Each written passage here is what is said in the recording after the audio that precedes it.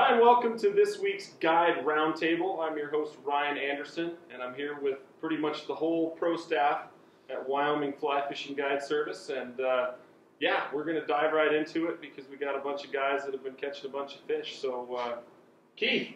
Yes, sir. How's the fishing been, bud? It's been really good. It's been steady.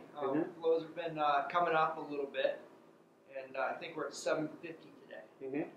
Really hasn't affected the fishing too much, though. Still great, huh? Still great. Still consistent. Opened up some new water. Definitely. Still opened up new water, and fish have been kind of moving in closer to the shore. Yeah, great opportunities. Perfect. Crayfish, you've been guiding all week. Yeah. Over in Thermop a bit, huh? Yeah, I've been over in Thermop, been here. They flushed Thermop, didn't they? They did flush it. And, I guess the fishing wasn't real good during the day of the flush. It went a little high. I thought it was great. We caught a fish. But One. I fished it for 3 days immediately after the flush, and it was insane. Everything, the big stuff's still working over there, and I fished a lot of little stuff, a lot of midges, a lot of betas. Streamers? Fished some streamers, worked better than it was earlier in the year. I think that water's warming up a little bit. Those fish seem to be chasing a little bit more. But Nice. no, pretty much same old. Fishing's amazing, and I know we got a couple openings next week. We had a big cancellation. We do. And, we're booked pretty solid through April and May, except for next week right now. So if anyone has that itch to come fishing, while they're raising those flows, it's a great time to be here. Feel free to give us a call. But you've even been guiding. Oddly enough, I have. I've had great clients, and we've been real successful. I've been fishing a little lower than the Great Reef section, and pulling some streamers and moving some good fish. Weather's been a little testy the last couple of days, but it's been great. Last week was horrible on Saturday. That was windy. High winds. A little windy. 60 mile an hour winds. Everybody's arms are a bit longer.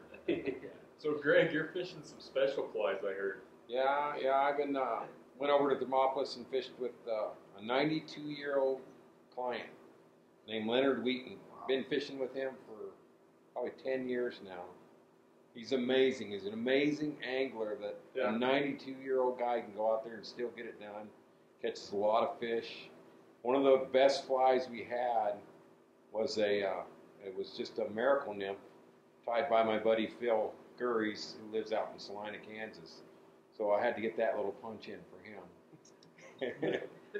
So yeah, it's the fishing's been amazing here.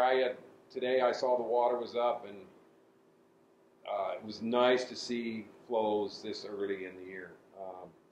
There was fish off every shelf, and they were just stacked in there one after another. You could just stay on a shelf and get a bunch of fish off in one little area. Yeah, Greg was saying that we're fishing down lower. I'd like to stress to everybody that there's a lot of clear water out there. A lot of people kind of complain about the crowds at Gray Reef. Well, the playground is a lot bigger right now. There's great fishing down below Government Bridge, and yeah, we've been floating that a lot this week. So expand your horizons. Slade, you've been out a bunch. I have, yeah. I don't think, except for today, I haven't been above Government Bridge all week. Yeah. It's been fishing really well, nymphing well down there. The streamer bite is good if the sun's not in their face, but no, it's all fishing right now, so good time to be out. What's your best bug so far? Best fly? Down lower, I'm fishing bigger bugs, big leeches, even the big San Juan worms are working. Yeah, it's kind of fun fishing different water and putting the big bugs on. So it's about 5 feet to the weight, or? About 5 feet to a BB, running pretty light. You don't have as many of those big, deep classic runs down here, so it's pretty fun, just getting real trouty on them. And Yeah. I saw the first big beta hatch I've seen all year. Today. It's nice to see that's been happening in Thermop too. Yeah. The betas are popping over in Thermop.